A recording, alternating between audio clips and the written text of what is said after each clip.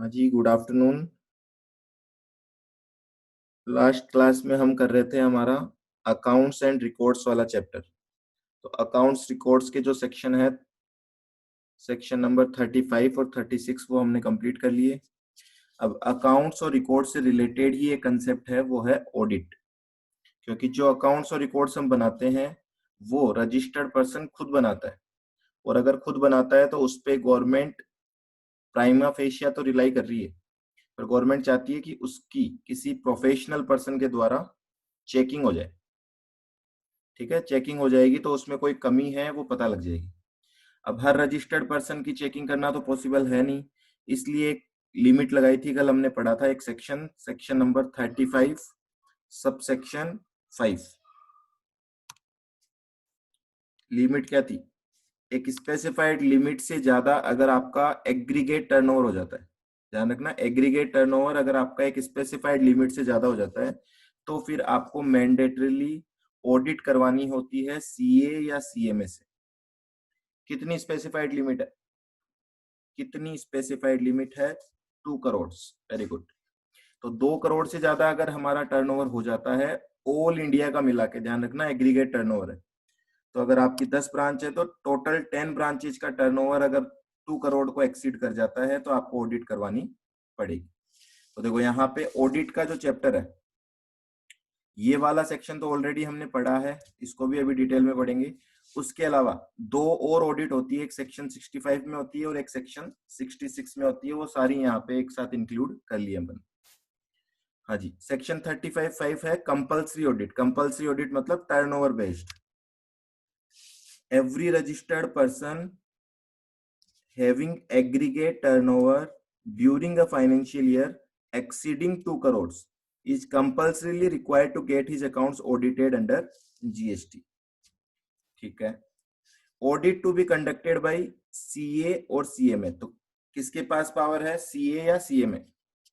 और ये चीज मैं आपको ऑलरेडी बता चुका हूं कल वाली क्लास में कि ये जो सीए और सीएमए है इसको अपॉइंट कौन करता है? इसको अपॉइंट करेगा रजिस्टर्ड पर्सन।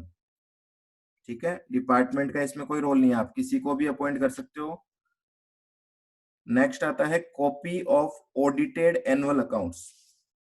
तो जो ऑडिट होगी, audited annual accounts and reconciliation statement duly certified shall be furnished in GSTR 9C along with the annual return in GSTR 9। ठीक है, तो GSTR 9 में आपकी एनुअल रिटर्न जाती है, उसके साथ ये ऑडिटेड एनुअल अकाउंट्स और रिकंसिलिएशन स्टेटमेंट भी जाएंगे। ऑडिटेड एनुअल अकाउंट्स क्या होंगे? जो आपके अकाउंट्स सीए या सीएमए ने ऑडिट किए हैं वो। और रिकंसिलिएशन स्टेटमेंट क्या होता है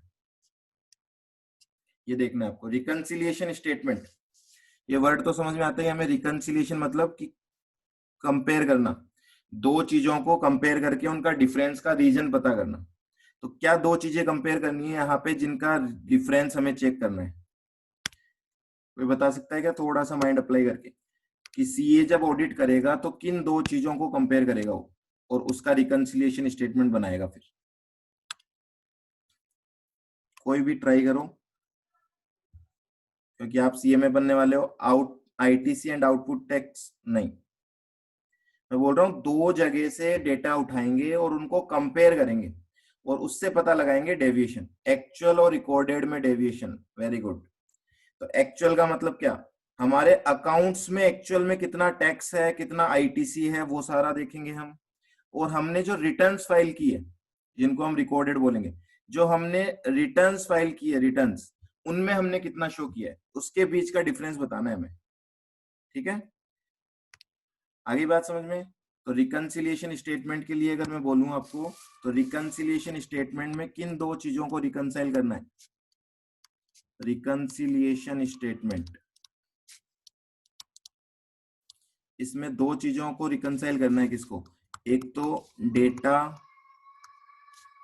इन रिटर्न्स, आपने रिटर्न भरी होगी, रिटर्न्स में क्या डेटा था वो, और दूसरा डेटा इन अकाउंट्स।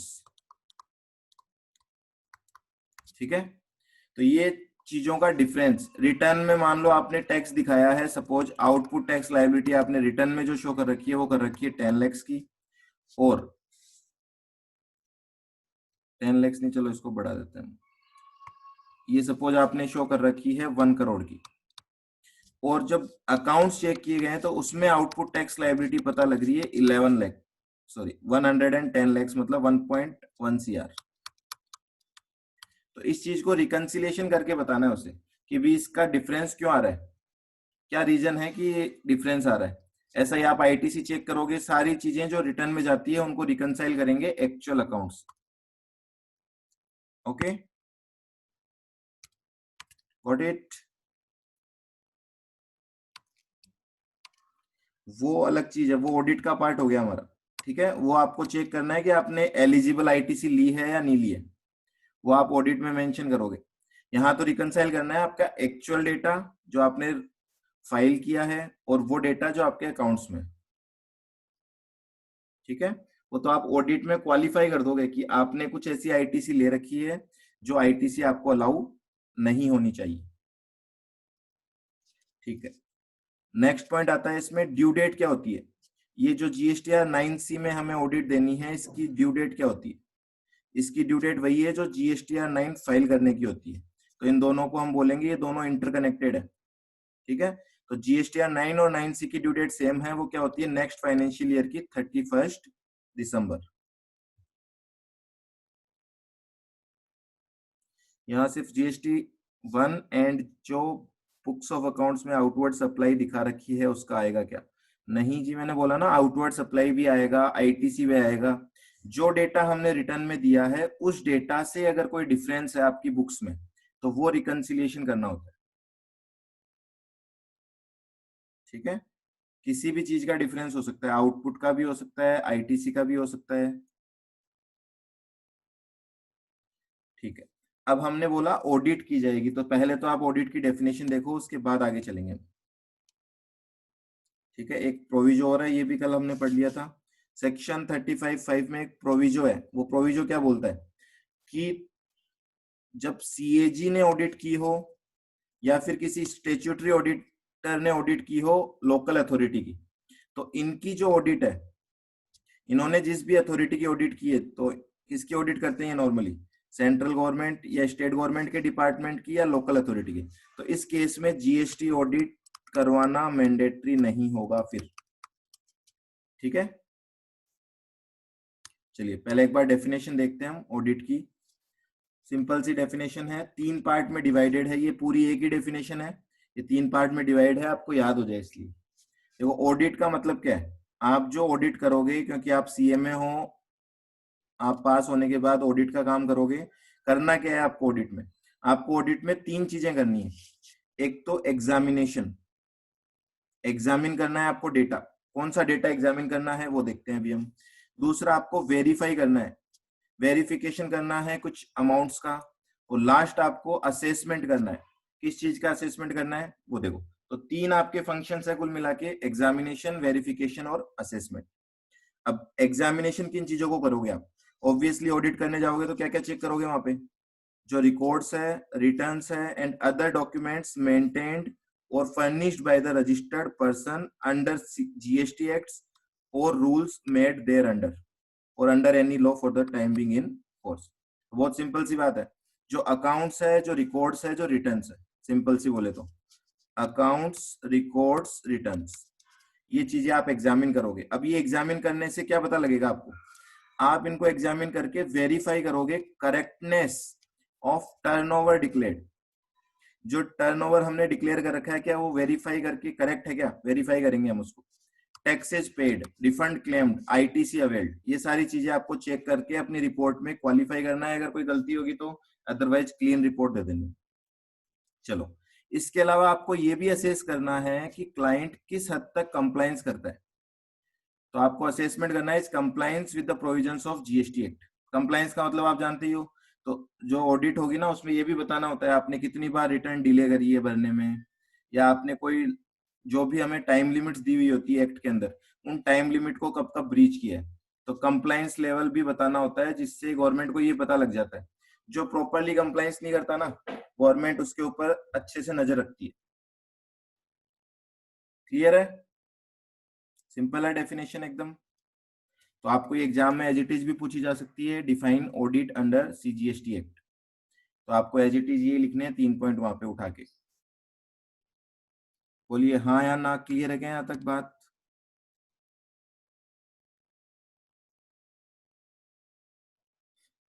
ठीक है, अब देखो दो और स्पेशल ऑडिट है, उनकी बात कर रहे हैं हम। एक ऑडिट है ऑडिट बाय टैक्स अथॉरिटीज। अब डिफरेंस देख लेना इन तीनों में। पहली वाली ऑडिट तो कंपल्सरी ऑडिट बोलते बोलते हैं इसको हम, क्योंकि वो टर्नओवर के ऊपर बेस्ड है। अब ये बात आ रही है ऑडिट बाय टैक्स अथॉरिटीज, और लास्ट वाली है स्पेशल ऑडिट। ये क्या बोलना चाह रहे हैं? फर्स्ट वाली जो ऑडिट है वो तो कौन करता है, सीए या सीएमए। तो मैंने आपको अभी भी बोला कि सबसे पहले अकाउंट्स बनाता है रजिस्टर्ड पर्सन अपनी मर्जी से, तो वहां पे गलती होने के चांसेस वेरी हाई। उसके बाद सीए और सीएमए ने भी अगर ऑडिट कर दी तो भी 100% कंफर्मेशन है क्या कि कोई भी गलती है वो पकड़ में आ गई? नहीं। तो ऐसे केस में जिम्मा डिपार्टमेंट अपने हाथ में लेता है। मतलब एक सेक्शन है जो डिपार्टमेंट को एम्पावर कर रहा है कि वो खुद आके भी ऑडिट कर सकता है। ठीक है, किसी सीए या सीएमए की रिपोर्ट पे विश्वास नहीं करके खुद आके भी ऑडिट कर सकते हैं। पर ध्यान रखना ये इन दोनों का सब्स्टिट्यूट नहीं है, ये सेपरेट ऑडिट है। अगर आपकी ऑलरेडी किसी सीए या सीएमए ने ऑडिट कर रखी है, उसके बाद भी टैक्स अथॉरिटी आके आपकी ऑडिट कर सकते हैं। बात समझ में आ गई? तो यहाँ पे ऑडिट कौन करेगा? यहाँ पे ऑडिट करेगा जीएसटी ऑफिसर, कोई सीए या सीएमए ऑडिट नहीं करेगा। चलिए, फर्स्ट पॉइंट क्या बोल रहा है, कमिश्नर और any other officer authorised by commissioner. तो कुल मिला के पावर किसके पास है ये ऑडिट कंडक्ट करवाने का? कमिश्नर के पास। कमिश्नर चाहे तो खुद ऑडिट करेगा, कमिश्नर चाहे तो अपने किसी सबऑर्डिनेट ऑफिसर को ऑडिट करने के लिए भेज देगा। ठीक है, किसकी ऑडिट की जाएगी? किसी भी रजिस्टर्ड पर्सन की। तो एक पॉइंट यहाँ पे क्वेश्चन आ रहा है छोटा सा एमसीक्यू में, क्या टैक्स अथॉरिटी उसी रजिस्टर्ड पर्सन की ऑडिट कर सकता है क्या जिसका टर्नओवर 2 करोड़ से ज्यादा हो? हाँ या ना, कौन बताएगा? क्या केवल उन्हीं रजिस्टर्ड पर्सन की ऑडिट की जा सकती है जिनका टर्नओवर 2 करोड़ से ज्यादा हो? हाँ या ना, ट्रू फॉल्स?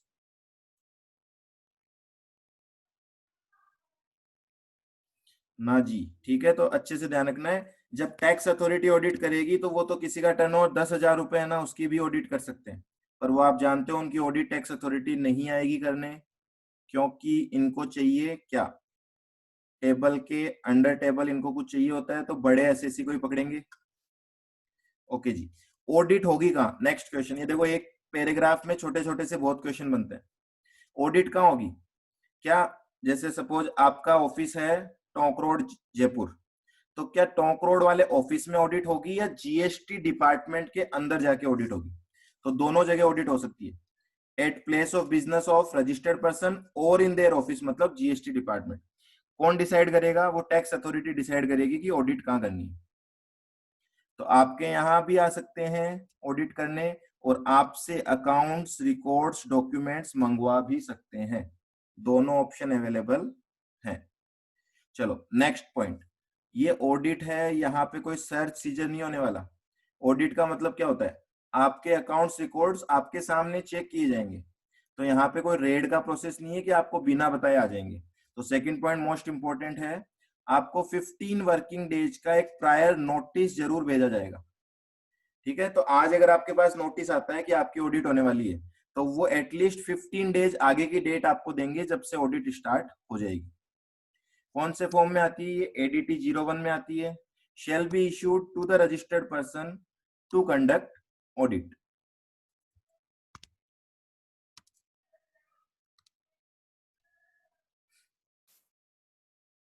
तो आपको 15 डेज का नोटिस भेजेंगे, फिर ऑडिट करने आएंगे। ऑडिट करने जो टैक्स अथॉरिटी आएगी या फिर आपके अकाउंट्स ऑफिस में मंगवाए जाएंगे, दोनों ही केस में ऑडिट कंप्लीट करने की जो टाइमिंग है वो है 3 मंथ्स। 3 मंथ्स के अंदर टैक्स अथॉरिटी आपकी ऑडिट कंप्लीट करेगी। कहाँ से 3 मंथ्स है? कमेंसमेंट ऑफ ऑडिट से 3 मंथ्स है। मतलब ऑडिट स्टार्ट होने से 3 मंथ्स है, ना कि नोटिस की डेट से। ऑडिट कब स्टार्ट मानी जाएगी? देखो, ऑडिट स्टार्ट मानी जाएगी letter of the following dates, मतलब इन दो डेट में से जो बाद में होगी उस दिन से ऑडिट स्टार्ट मानेंगे। पहली डेट बोल रही है जिस दिन रजिस्टर्ड पर्सन ने अकाउंट्स अवेलेबल करवा दिए, और दूसरी डेट बोल रही है जब से ऑफिसर ने ऑडिट करना स्टार्ट किया। तो हो सकता है ना दोनों में डिफरेंस, कि मान लेते हैं कि ऑफिसर ने तो 1 अप्रैल को ही ऑडिट स्टार्ट कर दी करनी, पर आपसे डॉक्यूमेंट्स मांगे वो आपने दिए हैं 5 अप्रैल को, तो फिर 5 अप्रैल से ऑडिट स्टार्ट मानी जाएगी और 5 अप्रैल से 3 महीने में ऑडिट कंप्लीट करनी पड़ेगी। अगर इसमें कोई जेन्युइन रीजन है तो यहाँ पे कमिश्नर 3 मंथ्स के टाइम को एक्सटेंड भी कर सकता है। नेक्स्ट, जब ऑडिट कंप्लीट हो जाएगी तो ऑडिट की जो फाइंडिंग्स होगी वो हम रजिस्टर्ड पर्सन को भी सेंड करेंगे एडीटी 02 में। Again form number not relevant, ध्यान मत देना, केवल मैंने ऐसे ही लिखा है आपको, ठीक है। The registered person about the findings, तो जो भी फाइंडिंग्स होगी वो रजिस्टर्ड पर्सन को भेजी जाएगी और reason of such findings within 30 days. Audit complete होने के 30 डेज में रजिस्टर्ड पर्सन को ये डिटेल भेज दी जाएगी। अब आती है मेन पॉइंट, ऑडिट क्यों करवाया गया था? ऑडिट करवाया गया था कि कहीं असेसी ने कोई गलती से या जानबूझ के, ठीक है, मतलब फ्रॉडुलेंटली और नॉन फ्रॉडुलेंटली कहीं कोई टैक्स इवेजन तो नहीं किया है। टैक्स इवेजन का क्या क्या मतलब होता है? देखो, टैक्स नॉट पेड, एनपी का मतलब नॉट पेड, आपने कोई टैक्स पे नहीं किया। एसपी का मतलब शॉर्ट पेड, आपने कोई टैक्स 10,000 जमा कराना था पर 5,000 ही जमा करवाया। ईआर का मतलब एरनियस रिफंड, आपने कोई डिपार्टमेंट से रिफंड ले लिया गलत। या फिर आईटीसी रॉन्गली अवेल्ड और यूटिलाइज्ड, आपने गलत आईटीसी लिया है। इन चारों ही चीजों का इंपैक्ट क्या होता है? इन चारों चीजों का इंपैक्ट है loss of revenue to GST department. तो ऐसे केस में जीएसटी डिपार्टमेंट ऑडिट करके यही तो फाइंड करने आया था आपके यहाँ पे। अगर उनको ऐसी कोई चीज पकड़ में आती है तो वो आपके ऊपर सेक्शन 73 या 74 की पेनल्टी प्रोसीडिंग्स स्टार्ट कर देंगे। क्लियर? 73 74 डिपेंड करेगा कि जो टैक्स इवेजन है वो फ्रॉडुलेंटली था या फिर वो जेन्युइन था। ठीक है, क्लियर है ये पॉइंट? बहुत इजी लैंग्वेज में लिखे हुए हैं, आप अच्छे से पढ़ सकते हो और इनको एज इट इज कॉपी भी कर सकते हो। चलो एक और यहाँ पे रूल 101 सब रूल 1 क्या बोल रहा है इस बारे में? जो टैक्स अथॉरिटी ऑडिट करने आएगी, है ना, वो एक कंप्लीट फाइनेंशियल ईयर की ऑडिट करेगी, 4 महीने की ऑडिट करेगी, 2 साल की ऑडिट करेगी, कितनी ऑडिट अलाउड है उनको? तो यहाँ पे बोला है इनको सब अलाउड है। ये चाहे तो पूरे फाइनेंशियल ईयर की ऑडिट करें, ये चाहे तो पार्ट ऑफ फाइनेंशियल ईयर की ऑडिट करें, ये चाहे तो मल्टीपल्स देयर ऑफ, मतलब मल्टीपल फाइनेंशियल ईयर की ऑडिट करें। आधी बात समझ में? तो जीएसटी डिपार्टमेंट आता है, मान लो उनके पास इंफॉर्मेशन है कि अप्रैल और मई में आपने बहुत तगड़ा गुड्स बेचा है जबकि रिटर्न में ऐसा शो नहीं हो रहा, है ना। इंफॉर्मेशन पहुंच जाती है आस पड़ोस से, बहुत से लोग होते हैं कंप्लेंट करने वाले, लेटर पहुंचा देते हैं जीएसटी डिपार्टमेंट में। तो जैसा कि अभी आपको पता ही है, लॉकडाउन के अंदर पान मसाला बैन था और उस पान मसाले को बड़ी ही जबरदस्त तरीके से 2 टाइम्स 3 टाइम्स 4 टाइम्स की प्राइस तक भी सेल किया गया है ना। तो ऐसी चीजें ऑब्वियसली अकाउंट्स में तो रिकॉर्ड होगी नहीं ना, ठीक है। पर ये चीज क्या छुप सकती है क्या जीएसटी डिपार्टमेंट से? नहीं छुप सकती, क्योंकि ये हो तो बाजार में रही होती है और बाजार से सारी इंफॉर्मेशन पहुंच जाती है। तो ऐसे केस में जीएसटी वाले आपकी ऑडिट करेंगे, मान लीजिए वो बोलेंगे हमें तो लिमिटेड इस 3 महीने की ऑडिट करनी है लॉकडाउन वाले पीरियड की, तो 2 मंथ्स की भी कर सकते हैं, 1 ईयर की भी कर सकते हैं, 2 ईयर की भी कर सकते हैं, कितनी भी ऑडिट कर सकते हैं। चलो अब इससे रिलेटेड एक पॉइंट, इसकी जो फीस होगी, क्या इसमें कोई ऑडिट फीस होगी क्या? पहले तो ये बताओ। हमने फर्स्ट पॉइंट पढ़ा था, फर्स्ट पॉइंट में तो ऑडिट फीस थी, फर्स्ट पॉइंट में ऑडिट फीस थी। सपोज आपने जिस सीए को अपॉइंट किया है उसने ऑडिट फीस बताई है 20,000 रुपए, इसमें नहीं होगी। चलो ये तो पॉइंट ही क्लियर हो गया, ऑडिट फीस होगी नहीं तो पेमेंट के तो बात ही नहीं आई थी। ये ऑडिट फीस 20,000 है, इसका पेमेंट कौन करेगा ये बताओ? Payment by registered person payment करेगा कि जीएसटी डिपार्टमेंट पे करेगा ऑडिट फीस? मैं फर्स्ट केस की बात कर रहा हूँ, कंपल्सरी ऑडिट की। ऑब्वियसली रजिस्टर्ड पर्सन पे करेगा, जीएसटी डिपार्टमेंट थोड़ी पे करेगा। इसमें ऑडिट फीस होती नहीं है तो यहाँ पे पेमेंट की बात ही नहीं आती, ठीक है। अब आ जाते हैं हम थर्ड वाली ऑडिट। तो आपको समझ में आ गया होगा कि सेक्शन 65 वाली ऑडिट क्यों करता है जीएसटी डिपार्टमेंट। जब उनको लगता है ना कोई गड़बड़ है और सीएमए ने भी अच्छी तरीके से वो गड़बड़ नहीं पकड़ी है।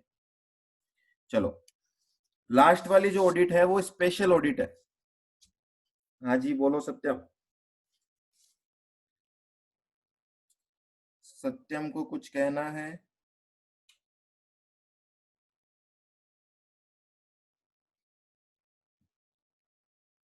Not more than 6 years। बिल्कुल, देखो इसको आपको एनालाइज करना है। यहाँ 65 में तो मना नहीं किया है, पर आपको पता है आप अकाउंट्स कब तक के रखते हो। जितने टाइम तक के आप अकाउंट्स आपके पास होंगे उतनी ही ऑडिट कर पाएंगे ना वो। उससे पहले की ऑडिट कर भी लेंगे। चलो मैं बोलता हूँ उससे पहले की ऑडिट वो कर भी लेते हैं। मान लो आपने अकाउंट्स डिस्ट्रॉय नहीं किए, आपने पिछले 10 सालों के अकाउंट्स रख रखे हैं। एक्ट ने तो बोला है कि आपको 6 साल तक ही मेंटेन करने हैं, पर आपने 10 साल के रख रखे हैं। फिर ऐसे केस में वो ऑडिट कर भी देते हैं, तो उससे रिलेटेड कोई टैक्स इवेजन है तो उसके ऊपर वो आपके ऊपर कार्रवाई नहीं कर पाएंगे, है ना, क्योंकि टैक्स इवेजन का लास्ट टाइम होता है। यहाँ पे जो हम बोल रहे हैं ना कार्रवाई करने का, सेक्शन 73 में या 74 में, इसकी लास्ट लिमिट होती है 73 में 3 years की लिमिट होती है और 74 में 5 years की लिमिट होती है। ठीक है, तो जैसे जैसे हम आगे पढ़ेंगे ये चीज और क्लियर हो जाएगी आप। चलो, स्पेशल ऑडिट। अगर कुछ करप्ट हो तो सीएमए पर भी पेनल्टी होगी ना। देखो सीएमए पर भी पेनल्टी होगी, पर वो जीएसटी एक्ट में नहीं होगी, है ना।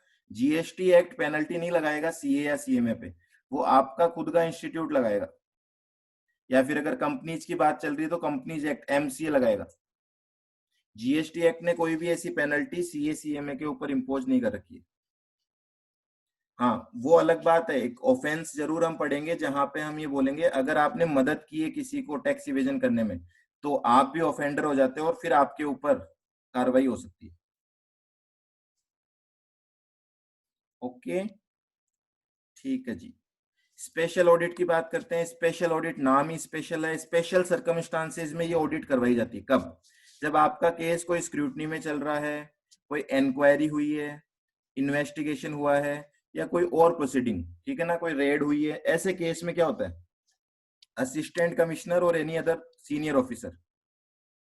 अब एक तो आपको हायरार्ची पता है कि कमिश्नर्स की, पहले तो ये बताओ कमिश्नर्स की हायरार्ची पता है आप लोगों को?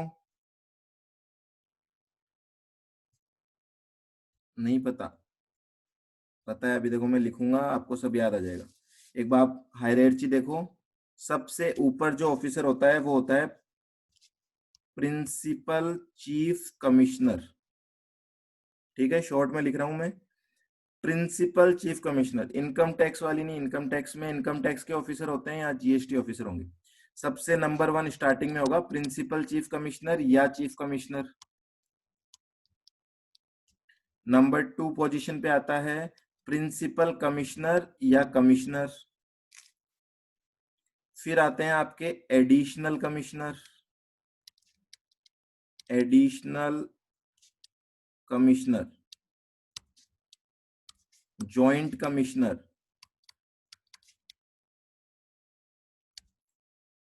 ठीक है, उसके बाद आते हैं असिस्टेंट कमिश्नर, डिप्टी कमिश्नर। तो ये हायरार्ची है। तो आप बोलोगे सबसे लोवेस्ट हायरार्ची ऑफ कमिश्नर में कौन आता है? एसीडीसी। और सबसे हाईएस्ट में कौन आता है? Principal chief commissioner. ये ध्यान रखना, चीफ कमिश्नर है। हाँ, इनका जो काम होता है ना, ये कभी भी कोई फील्ड वर्क नहीं करते। इनको आप कभी भी नहीं देखोगे किसी एक्ट में। ऑब्वियसली नीचे वाली अथॉरिटी के पास कोई भी पावर है, वो सारे के सारे पावर उसके ऊपर वाली अथॉरिटी के पास होंगे ही होंगे। तो अगर कोई पावर मैं बोलूं असिस्टेंट कमिश्नर के पास असाइन कर रखा है जीएसटी एक्ट ने, तो वो पावर ज्वाइंट कमिश्नर के पास भी होगा, एडिशनल कमिश्नर, ऊपर वाले सबके पास ऑटोमेटिकली चला जाता है वो पावर। पर अभी आपने देखा था कि टैक्स अथॉरिटी कौन सी ऑडिट कर सकता है, उसका पावर किसके पास है? कमिश्नर के पास। तो वो पावर ऑब्वियसली किसके पास भी होगा? चीफ कमिश्नर के पास भी होगा। पर वो पावर ये नीचे वाले हायरार्ची वाले ऑफिसर्स एक्सरसाइज नहीं कर सकते। तो आपको ये चीजें डिफरेंस ध्यान रखनी है कि कौन सा पावर किस ऑफिसर के पास आता है। तो देखो सेक्शन 65 वाला पावर किसके पास था? कमिश्नर के पास। सेक्शन 66 वाला पावर किसके पास है? असिस्टेंट कमिश्नर और एनी अदर सीनियर ऑफिसर। मतलब सारे ही आ गए इसमें, सारे ही कमिश्नर आ गए इसके अंदर। ठीक है, can direct the registered person. अब इसमें और 65 में डिफरेंस देखो, यहां वो बोल रहा है ऑफिसर की रजिस्टर्ड पर्सन को नोटिस भेजा जाएगा एडीटी 03 में कि आप जाओ और अपने अकाउंट्स ऑडिट करवाओ किसी सीएसीए से, जो कि कमिश्नर बताएगा। समझ रहे हो बात को?